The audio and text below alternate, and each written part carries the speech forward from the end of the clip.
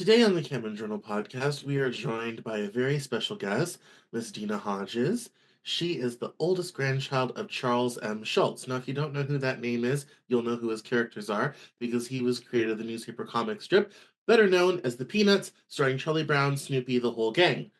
Fun fact, one of the most popular posts I've ever written at CameronJournal.com is what I call the philosophy of Charlie Brown, where I argue he's a little bit autistic and kind of relate about social dynamics and a whole bunch of stuff. And it ranks very, very, very well on Google. And every time Christmas comes around, that post always goes back to page one. So, Yeah. so I was always very excited. I was very excited to do this and get this booking. So, we're going to explore this absolutely fascinating story. We might be doing a book with Miss Hodges over at Soup, my other job, but today we're going to talk about the very fascinating story of her relationship to the whole Schultz family and universe, which is a lot more contentious than I think any one of us could have possibly imagined. I've read the book proposal 3 times, and I find new gems every time I read it. And that's just the proposal, not even the whole book. So, Yeah. welcome, Miss Hodges, to the Cameron Journal podcast. Thank you. Thank you. Well, um, let's kind of dive in right from the beginning. Why don't you tell us a little bit about yourself and the book that you've been working on and how we kind of got to today, and then we'll dive into the details. Okay. So I'm Dena Hodges, and I'm the eldest child, or grandchild of Charles M. Schultz. My mother is Meredith Schultz Hodges, and um, I'm here because I wrote a book, basically about my abuse as a child. My mother abused me as a child, and the family, not my grandfather. My grandfather was awesome, so this is not going to be a slam on my grandfather. My grandfather was amazing. But the book I wrote was basically to try and help people who've been through, emotional abuse, physical abuse, all types of abuse, and just knowing how God was there for me. I was not raised in a Bible believing, home. I had the Bible thrown at me and told I was going to hell if I didn't read it. And so it's just about basically my struggles with my mom and my family as well. All of the Schultz children, not my grandfather. And how confusing it was because my grandfather was so loving and doted on me. And when I was moved away from him, everything stopped. So, um, except for when I was with him. So I've had a pretty remarkable life with abandonment, medical abandonment, all sorts of kind of stuff. But it's been pretty awesome to see God working in my life. Yeah, when I first got the email with your book proposal, um, and I was reading it, my mind immediately jumped to, which I've seen in the documentary, that gorgeous house in the studio he lived in. And I was Hmm. kind of like, oh my goodness, she's like been there, like that's like it would be a dream come true Yeah. sort of thing. Yeah. As I recall, it was his second wife. She built as much as the land could hold. Like she put so much stuff on that property, it was a little out of control. Yeah, that was my grandma Dodie. So that was his first Yeah. wife. Yeah, Yeah. anytime the kids wanted something, they would get it. So they wanted an ice arena, they got an ice arena. They wanted a swimming pool, they got a swimming pool. Anything they wanted, they would get it. So, Yeah, but yeah, it just looked like this sort of amazing, magical sort of crazy place. And so yeah. that was where my mind kind of first jumped to. But I'm sure it's a touchy subject, but let's talk about your mom a little bit. What was her story, and how did that lead into why she treated you so poorly? I ask because I'm also come from a difficult childhood background, and I Hmm. as the years have gone by, 5 therapists and 15 years later, Yeah. sort of Yeah, thing. exactly. Yeah, like as one of the things I've realized as I have gotten older is Hmm. my mom had her stuff too, and that kind of Yep. filtered down to me. And as I call my old age, I'm only 37 this year, but in my old age I'm kind of like I kind of see her as kind of like, oh, I'm starting to see how you're kind of put together. So I Yeah. thought we kind of start from that basis of, what was her life like, and how did that affect you? Obviously in very negative ways, but for the listener. Yeah. So, I mean, it's a little confusing because I've talked to my aunts and uncles because I was Mhm. trying to get like the gist of what her childhood was like. Right. They said that their childhood was like living at Disneyland all the time. Yeah. That my grandmother was great. My grandfather, obviously, he was very well known. So he had to do his appearances and stuff like that. Um, so I don't really know like any bad stuff about my mom's childhood, but I do know that when she was the one that was the party animal, she's I wouldn't say anything, but she stated it in her own interview. Um, she'd be sneaking people into the house and throwing parties and stuff. So she was the rebel. And when it came about, like she was 23, she had me, I want to say, um, I don't know, like I think she had me when she was 24, but my dad died when I was 8 or 11 months old. So that was a traumatic experience for her. And so I did some digging. So I thought she was married when she had me, but apparently she wasn't. She was divorced from my dad and had me out of wedlock because I was wondering why my grandmother used to say I was an illegitimate child. So I was like, why? I thought my parents were married, but I dug up some information and found out they were not. They had been divorced. And then she also had found out she was adopted in late, like in about her early 20, 23, 24 years old. So, and then another traumatic incident happened to her, which I won't disclose. So it's like the whole adage that hurt people, is what I gather. Yeah. Um, and I don't know what like the whole thing, it's like when I was in California, I stayed in California for the first 5 years of my life. And I was around my grandpa Schultz and grandma Doty. And I don't remember being around my mom a whole lot. I would, be around her a little bit, but mainly I was around my grandma Doty and grandpa Schultz. So she decided to move to Colorado in 1980 to start a mule ranch. And that's when everything just went downhill. So I don't know. My mom was a party animal, so I don't know why she went to Colorado. I don't know what the deal was, but I know that my life changed dramatically when we went to Colorado. Yeah. What, so let's kind of, that's interesting. So then let's kind of fast forward, obviously we have, difficult childhood abuse, all this type of thing. And that was kind of very difficult. When did the relationship with your mom ever improve? When did it break down? How did that play itself out? So my mom was never really a maternal mom at all. Okay. Never was really held, never was really, usually I was slapped or screamed at or um so I didn't really know what love was. I thought everything was great when I was like 19, but we were drinking. Like there was never a sober moment that we were getting along. And so we never really had a good relationship. I was finding out like what she was saying to the family about me. And it was like, so we had a major problem. But then like I want to say probably in my 30s, around your age, a little bit, maybe a little bit younger, God gave me like this revelation of her as a mom. Like I was able to kind of see through her eyes being a mom and like the stress that she was going through. Um, and so I had a little bit of sympathy there and a little bit of empathy. But the only time we've really gotten along is in 2016, and it was for like a very short period of time, about like 6 months. Um, and the problem is that's always been happening is like throughout my whole life is people want to get to my mom because of her money, and they will do anything to get me away from my mom. So they will say whatever, and then my mom believes it, and then it just destroys the relationship. Um, so the money problem is like the money has been a major issue.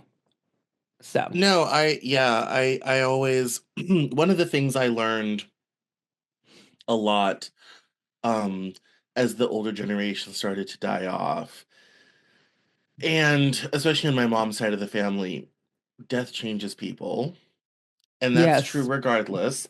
And Hmm. then pile that on when there's millions of dollars at play.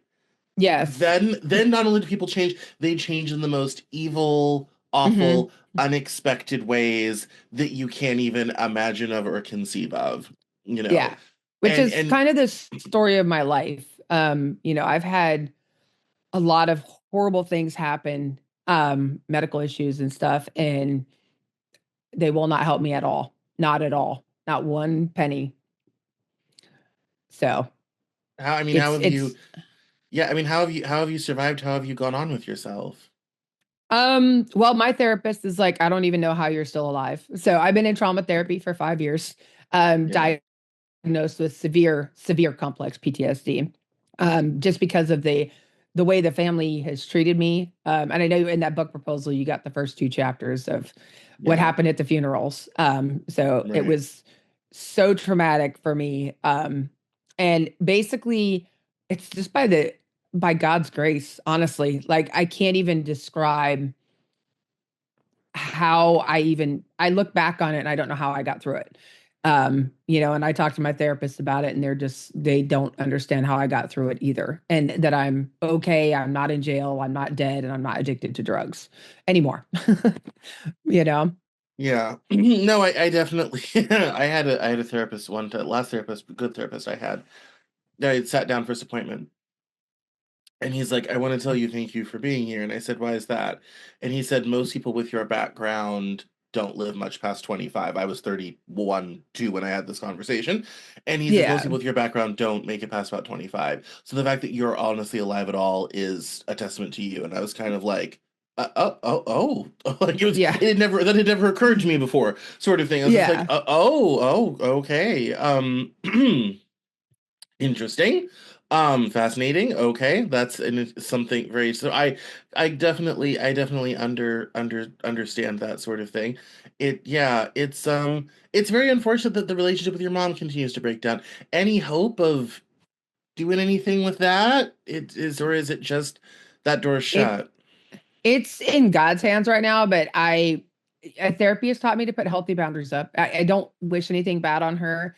I have forgiven her. I have to continue to forgive her because she continues to do stuff to harm me. Um, but I don't think I will ever trust her. When somebody has done so much damage to you. But if she ever needed me, I would be there, at her end of life or whatever. Um, I still love her and I still want the best for her. And so we'll see. We'll see what God has planned. But I'm not going to I put my boundaries down. I put my foot down. You're not going to speak to me in the way you've been speaking to me. You're not going to spread ugly rumors about me, or we're not going to have a relationship. So, Oh, no, absolutely. That is I love the title of your book, which is In the Shadow of the Family Dog. mhm. Um how I guess the next kind of logical question is what is it like being the grandchild of America's most iconic cartoonist? So for me, he was just grandpa.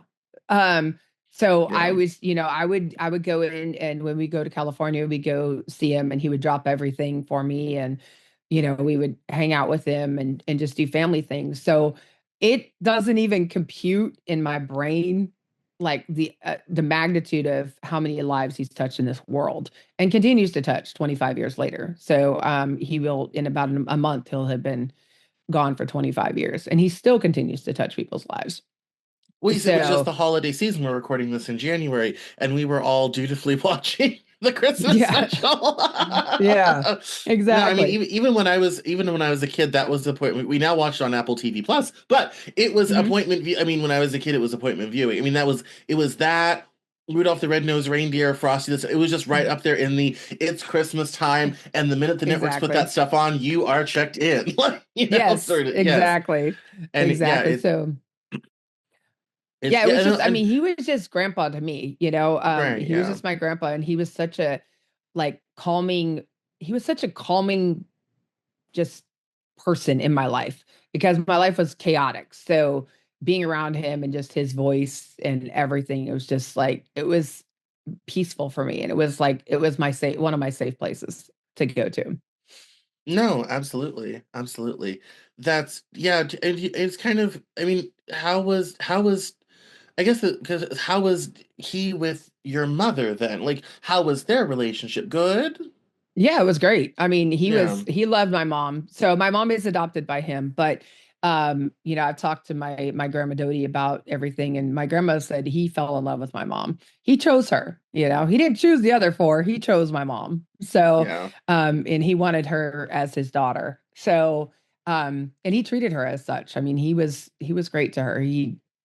I've never seen anything, any interaction that was a negative interaction between the two of them. Yeah. So he loved That her, and he definitely he treated her just like he treated all of his other children. yeah, that's very that so reminds me of speaking of celebrities and their children, Mommy Dearest Christina Crawford. Yes. And how very like how she had Yeah. one very kind of odd experience with Joan Crawford, and like her other children who she adopted years later had such a very Yeah. different experience of her, sort of thing. That Yeah. was even true of Queen Elizabeth. Her, Charles and Anne were the first, and they kind of got the worst, the least, all this sort of thing. And then, Edward and Andrew had a very different experience because they were younger and later. And so that dynamic seems to play out often in families. So, Yeah. Yeah.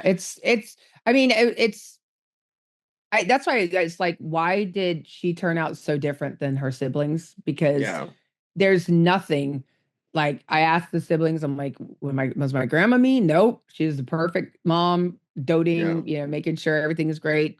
Grandpa was, of course, he wasn't there as much as, they wanted him to be, but when you're a celebrity, you have things you got to do. right. So, you know, Yeah, I think that's a a very tough thing. How is it,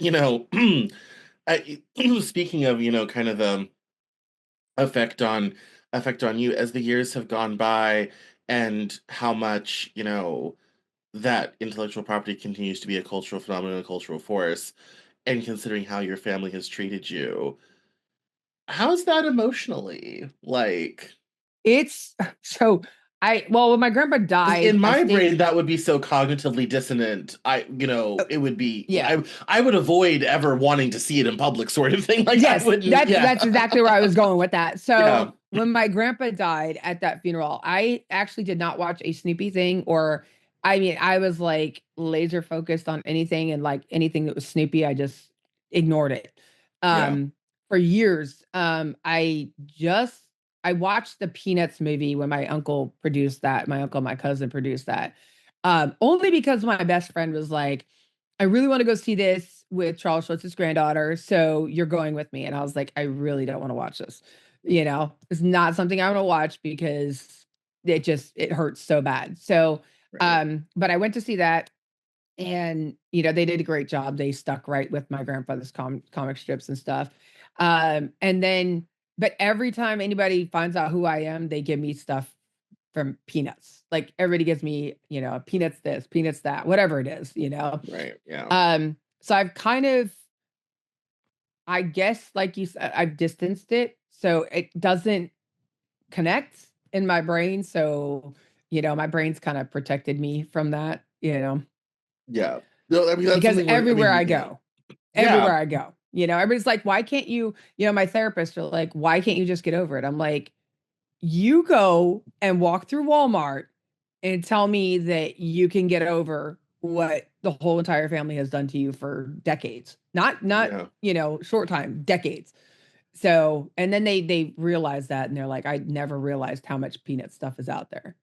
No, So, yeah, it's one of those things you don't realize how common it is until someone points it out. And so, especially yeah. and every holiday season, merchandise, stocking, it's on all this. Yep. I mean, everywhere. And then they're always producing new plushies, this calendar, that, all this sort of thing. It's still out there. Whoever's running the Yeah. merchandising machine is doing a very good job, and Yeah. and Yes. keeping it in the public conscious and keeping it, active, and even on social media, people will repost old strips Mhm. here, things like that. And so yeah, I would imagine that would be very, very difficult at some level. Like not Yeah. necessarily like terrible, like crying in a corner every time you see it, sort of thing, No. but just it just adds up in your brain, and you're like, I'd like to live Yes. 24 to 48 hours without this. Yes. Exactly. Yes. Pretty Yeah. much. Yeah. So that's kind of where I was, I separated myself, and I still, like, every once in a while, I just started being able to watch my grandpa on YouTube. Mm. Just because I wanted to hear his voice. Like, I just miss Mm. his voice. I just miss his presence. So, I would say probably about a couple years ago, I started being able to watch it, but I pretty much segregated myself completely. Yeah, it's so I mean what so I mean kind of fast forwarding to today. I know you're working on this book and you're in, recovery and therapy. How day-to-day life, what are you doing? How are you living today? So today, so I've had a lot of medical issues. Yeah. I had back in 2007, I had a surgery that I got an incisional hernia from, and the doctor Mm. ignored it. And so my intestines were leaking inside of my body for like 4 months. So that created a serious medical problem. I've been sick for over 17 years. I was septic, went into septic shock, and I tried to get the family to help me. They said they would only under certain conditions. And these conditions, I was like, I'm not willing to take these conditions. So I was not allowed to make medical decisions for myself. I had to get rid of my kids, do something with them, and give them all of my money. So I was like, no, I'm not, that's not help. So I'm Yeah. like, I'm just gonna wing it. So I have been living with sepsis, chronic Lyme disease. I found out I had chronic Lyme disease as well. And then I got in this house, and my mom helped me get in this house, and we had toxic mold in the house. So I'm like, okay, the devil's trying to take me out. So, I just you went know, through that in my old apartment. A pipe yeah. had leaked, the ceiling was mold, it's being remodeled. I don't even know I'm able to go back. Like Yeah. it's So just this house, it's terrible. yeah, so this house, like we were, so I was, like by the grace of God, I don't even know how I survived this stuff because I did not have medical intervention. I was just praying to God, like, please, God, do not let me die. I have two young daughters, you know. So I kept going to school because I'm like, if I can't use my body, I can use my mind. So I did get a master's degree in forensic psychology when I was on my deathbed in 2010. And the doctors are like, you're not going to survive more than 2 weeks. And here I am, by the grace of God. And then I was working a full-time job. I couldn't even walk from my house, the front door to my house to the mailbox. I was so weak, and I was driving and working a full-time job, driving an hour away because I tried to get my family to help me. I'm like, you don't understand, like I'm literally really sick and I need help. Um, so now I'm still struggling. I'm finally getting some help, but I'm doing a PhD in criminal justice with an emphasis in Homeland Security. So either I can be a teacher. I've always wanted to do something in criminal justice. That's since I was young, 16, 15, 16 years old. And I figure why not, I'm not a person to stop and not, just kind of succumb to everything. I'm always trying to do better and, make it in life. So my hope is, this book will help me give me a a little bit more financial stability and also help people. I want to help people and I would like to help people around the world. Yeah, I mean, because it's just, it is this kind of very odd, insane journey. Mhm. Um, and I was realizing that it was funny that I mentioned Mommy Dearest because I forgot that was one of your comps on your book proposal. Yes. And that was, Yeah, certain I was thing, like, I yeah. think my mom got like, I'm pretty sure my mom got her parenting skills from Mommy Dearest because that was literally my life.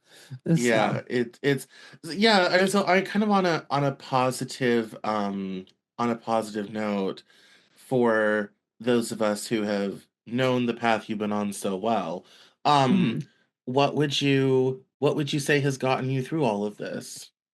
God, it was Well, so I think your grandfather I would be very proud to hear that as that was where yeah. his inclination, of course, Yeah, you know. so I back in 2006, I had actually decided I was going to go back to school. This is before I got sick, and I decided, okay, I'm going to go ahead and I'm going to finish school and I'm going to do my psychology degree and I'm going to try and make a better life for me and my kids.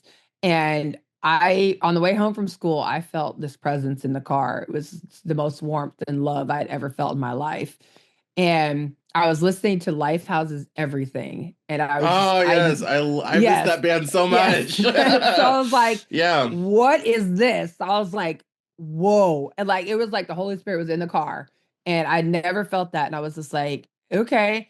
And I was living in these townhomes and there was this church right across the street. And I was like, okay, I'm going to go ahead and go over there. And the first sermon was about abuse. And I was like, now that's not, no, that's creepy. I got to get out of here because I was, I was like, this is kind of scary. But you know how God will talk to you through sermons and stuff. And so I just started kind of dabbling in church. Um, and just the more I got closer to God and found my way. I mean, I would be so sick I could barely walk, and I would like, okay, I'm going to church. Like somebody dragged me to church. I'd have somebody drive me, and I'd crawl into the pew, and I'd sit there and wait, and get the word. And then that's just the only way I made it through it. Is prayer, and looking back on everything that I've been through, and looking back on how God provided for me when my family abandoned me and told me they weren't going to help me or my kids. So like what happened to me happened to my children. So that's another thing. I told my daughter, you should write the sequel, the next generation, because it did a lot of damage to my kids. They don't have any family. They don't, they don't, they're on their own and they have me and that's it. So, and That's quite what's, tragic. yeah, so it's really, but I'm so proud of my kids because they just dive into the Bible and they just dive into the word, and that's how they survive their stuff as well. No, that's that's very that's very good. You said they must all still be in school then. You said they were still young. So they're actually older now. My daughter is 23 years old now, Oh, and very she's nice. getting her master's degree. She's actually graduating with her master's degree in May. So Nice. she's doing exercise and sports nutrition. And so she got an eating disorder from all this stuff because I've been literally, I think I've almost died 3 times, from her being 5 years old on, and she was the older one. So she had to take care of Yeah. the younger one. And it was just so, there was nobody there to help her, nobody. Yeah. So, and she would see what the family would do to me, and it would traumatize her. So she went into exercise and sports nutrition. She wants to help people who have eating disorders, but she wants to do it in a biblical manner. So, not the It's worldly way. tremendous. No, no, Yeah. that's tremendous. Yeah. That's really really good. What do you think and what do you think would be the main sort of, I guess, takeaway from all of this terrible tragedy and how abuse goes through families and all this type of thing? What's the one thing you wish people could take away from all of this? I think the one thing is that I always say is iron sharpens iron. So Mm, the more that you're chipped away at and you feel like you're just being destroyed, God is sculpting you into what he wants you to do, and what your position is for him, in his kingdom, like what his goal is for you. And just don't give up, because you're not alone. Even though you feel like you're alone, you're never alone, and he's always there. oh no, that's quite that's I think that's very, because I think everybody struggles to um when for people that end up in these terrible circumstances, everybody kind of struggles to get through. And I grew up evangelical and left the church behind, Mhm. so I've just kind of been out here doing this on my own, sort of thing. Yeah. Um, so if for me it's been, I don't know if you find this as well. It was all the little moments along the way, all the people who were unexpectedly helpful, Yeah. all the times people, just kind of offered me things with it that I never asked for, so they, but I never asked for but desperately needed, sort of thing. Yeah. Um, Exactly. that yeah, just made for it made it all a little bit easier. And another thing that helps me is I I look back on, had I died, I wouldn't have touched the lives. Like God showed me how many lives I've touched, which then has a ripple effect on, how many lives they've touched in a positive manner. Yeah. So it's like, I used to work for a Department of Children and Families with abused children and stuff, and I've worked as a substance abuse counselor, and it's like, it's pretty cool, to look back and be like, okay, God kept me alive for this reason, you know. So, Yeah. No, I mean, it is, yeah. It was it was kind of funny when I, kind of think about that. And it's kind of like, even though when it, seems aimless, and days like today, I have you are the first of a block of three recordings I will do this afternoon, back to back to Hmm. back, and then I have a Yeah. 2 hour break. I have one, and then I have appearance in the UK overnight. And I think, if you had ever told me in 2013, which was a very kind of dark time for me, we'll not get into it Hmm. now because this is about you, but dark time, Yeah. suffice to say. Yeah. If you told me, that I, would be sitting here with you, right? Someone like you right now having this conversation, on a show with my name on it, I would have thought you were probably pretty crazy. And but it Yeah. does show, that kind of, it is gonna kind of with a purpose. And one of my spiritual teachers is kind of like, well, yeah, because this is what you were meant to do. That's why you keep ending Yeah. up doing this. And no matter how far away I get from doing it, I end up back to it, kind of whatever have you. So Yeah. it's kind of must be meant to be sort of thing. Um, Hmm. and so, yes, I mean, it is, I don't think, and I'm so glad you said that about touching lives, because I don't think we're always conscious about the impact we have on other people, Yeah. you know. And one of the things Yeah. I love, Everybody, I mean, everybody has a chance to make a positive impact on somebody. yeah, So, and yeah, it's pretty cool. And it's like, I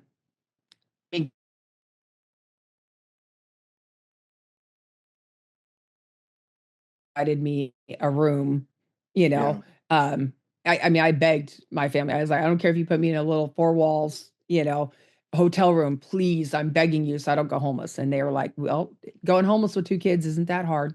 You're fine. And yeah, I'm like, I'm sick. Like I'm not doing anything wrong, but just seeing what God has done, like the food, like if I didn't have food, all of a sudden some random person would come up and, give me food, you know what I'm saying? So it's yeah. so nice to see like going backwards how God worked in and used everybody to make sure that I was okay. Yeah, it's yeah, it's kind of a really odd sort of thing how we do get through. And um and it's one of the things that I thought was kind of interesting about this project is you kind of talk about a lot of the unanswered questions in all of this. How are you with that? Have you kind of figured everything out, solved the mystery, all this type of thing? Or are there still stuff that you just don't understand, wish you knew, all this sort of thing? Oh, I don't know a lot of stuff. Like when I wrote the book, there's so much stuff that like my mom has lied to me, like major lies. And so I don't understand like why I was hidden from my other family. So my dad's side of the family. Because later on in the book, my grandfather and I reconnected after 25 years. He was looking for me. And this is on my paternal grandfather. And he told me he went up to Charles Schultz and asked where I was. And Charles Schultz told him he didn't know, which was not true because he had bought the house that my mom was in. So I was like, I don't know stuff, but I'm like, I'm still in this world of not knowing, I don't understand why my mom is the way she is. I just forgive her and I pray for her. Um, I've asked, I've talked to my uncle and asked him, like why? And he's like, oh, your mom was a problem when she was a kid. And I knew when she was pregnant with you that your life was going to be a living hell. Well, then why didn't you take me? Why did you leave me with her? So there's a lot of questions about why. I've been constantly abandoned, shoved to the side. And maybe it's because my mom's the adopted one and they don't accept her because they don't treat her very well either, Yeah. you know. So I it's had heard I had heard that in yeah, one they of do the not big treat her well. documentaries. That mention had been made of that. I wasn't gonna Mhm. bring that up, but I'm so glad you mentioned it because Yes. I because I was gonna bring it up. Yeah. But I had heard that in one Yeah. of the big documentaries that there was some Mhm. interesting dynamics. I was kind of like I'm like that, and that the sad thing is that stuff filters down to the children, to the Yeah, and I'm like yeah, and I've asked my family, like, he never like I said, my grandfather was an amazing grandfather, so this has nothing to do with him, but I've asked my family to please get to know me as me and stop listening to what my mom said, and it's like, I think there's so much time that's gone by and so many lies that it's just ingrained in their brain that I'm this awful human being, and I'm like, that's not even me, like, I do have another half of me. I'm not all my mom. And I Yeah. don't even think my mom is a bad person. I think that my mom is reacting to how she's been treated. No, one of my biggest complaints about my own family is none of them know me as a person outside of the context of my mom. And Yes. it's like, if yeah, like, come try it, you might like it. Like, sort of thing. Exactly. Like, Yeah. you might find Exactly. I'm cool even though she's a little sort of Yeah, thing. And so yeah, exactly. yeah, and Yep. but it's that those decisions and conversations were had 25 years ago and nothing has been updated since then. So And that's where it's at with me. It's like, and I don't follow anybody on Facebook. I keep which probably makes things worse, but I have to segregate myself completely because the life they live is not the life I live, and I can't watch it because I struggle. I have to work. I have to figure out how to stay alive. I have chronic Lyme disease. It's not going away. So I need medical treatment for the rest of my life. And I have to figure that out on my own because I'm not getting any help. yeah. So, you No, know, I don't. I know. so I I just mean, I kind of don't blame you. segregate Yeah. and, I Yeah. just segregate. I can't watch it. They get vacations, cars, everything. They get everything they want. And I'm not saying they don't have their struggles. I don't know what they are, but you know, they, 3, 4, 10, 12 cars in a garage and I can't even feed my family because I'm sick. That's the problem. Yeah, I think that's just sort of the word, unfortunately, too many cases of that. And money makes the road go round and also makes everything complicated in families. Like, it's kind of a Yeah. double-edged sword Yep. that way. Like, Yeah. yeah, I definitely understand that. Well, we're 20 minutes to the hour, and as I said, I have back-to-back recordings today, so we have to Yes. end early, Mhm. unfortunately, because we Yes, could no definitely problem. go for another 10-15 minutes. But um Yeah. so why don't we? So the book you're talking about and you've written is called "In the Shadow of the Family Dog: A Story of Trauma, Betrayal, and Transformation." Mhm. And we're hopefully we'll be working together on that here soon. But in the meantime, anywhere we should keep up with you on social media, anything like that? Any way to stay in touch? I do have Facebook. It is what is like hold on, I gotta check it out because I forgot what I named it. So I have a Facebook and on X. Yes, So I am under hold on a second, in the doghouse on Facebook nice, and on X as well. excellent, awesome. So it's called Well, In the well, Doghouse and it's got a picture of Snoopy's doghouse. nice, So, yes. So, yeah. all right. Well, I am. No, that's perfect. And And then I will well, have a website as well. Just sorry to interrupt. I will have a website. yeah, It's going to be Dena M as in Marie Hodges.com. excellent. All right. Well, good. Well, in that case, thank you so much for coming on the Cameron Journal podcast. Thank you so much for having me. I appreciate it.